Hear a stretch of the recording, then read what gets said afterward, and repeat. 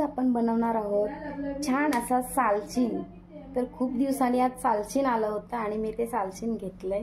तर मी तुम्हाला दाखवते कसं साफ करायचं। तर हा पहा सालचीन आहे, खूप छोटी मच्छी आहे आणि इतकी छान लागते ना, खूपच छान। फक्त इतकंच की साफ करायला टाइम जातो खूप। तर मी तुम्हाला दाखवते कशी साफ करायची आहे। साफ केल्याने कडवापणा त्याच्यातला निघून जातो। तर हा आहे त्याच्यामध्ये छोटासा बलून, दिसते का? तर ही आपल्याला अशी साफ करून घ्यायची आहे। तर मी आता हे साफ करून घेते सर्व आणि मग स्वच्छ धुवून घेते। हाय गाईज, तर आपली मच्छी स्वच्छ साफ करून झालेली आहे आणि स्वच्छ धुवून सुद्धा घेतलेली आहे। तर आपण रेसिपीकडे वळूया आता। पाहू शकताय कलर चेंज झालेला आहे।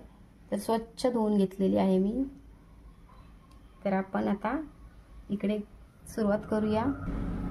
तर आपला तवा गरम झालेला आहे, तेल सुद्धा त्याच्यात घातले मी आणि तेल सुद्धा गरम झालेलं आहे। तर त्याच्यासाठी आपण घेतलेलं आहे मिरची, लसूण फोडणीसाठी,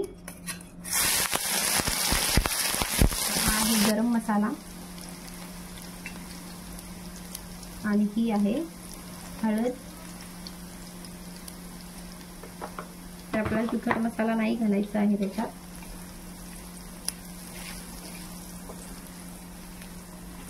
त्याच्यामध्ये मीठ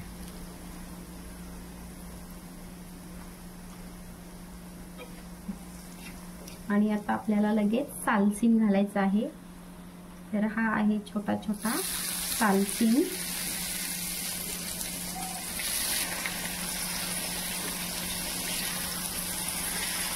तर मी आता फुल गॅस केलेली आहे। तर 5 मिनिटं पण असंच ठेवायचं आहे आणि परत एकदा आपल्याला कालट्याने हलवून घ्यायचं आहे।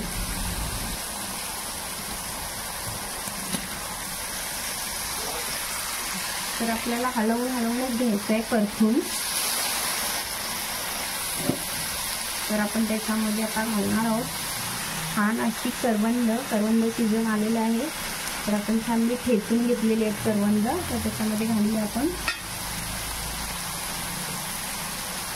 आणि हा आहे आगळ, तर त्याच्यामध्ये थोडंसं आगळ सुद्धा घालूया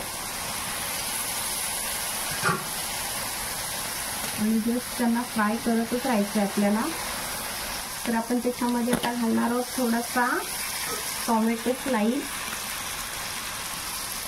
तर मी असे पातळ टोमॅटो कापून घेतलेले आहेत।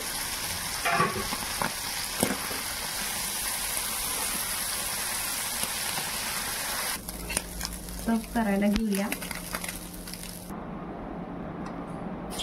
तर आपली डिश रेडी झालेली आहे, पाहू शकताय किती छान आहे। तर आता भाकरी सोबत खाणार आहोत। तर मी गरम गरम भाकरी घातलेली आहे छान तांदळाची, आणि तांदळाच्या भाकरी सोबत खूपच छान हा सालचीन लागतो।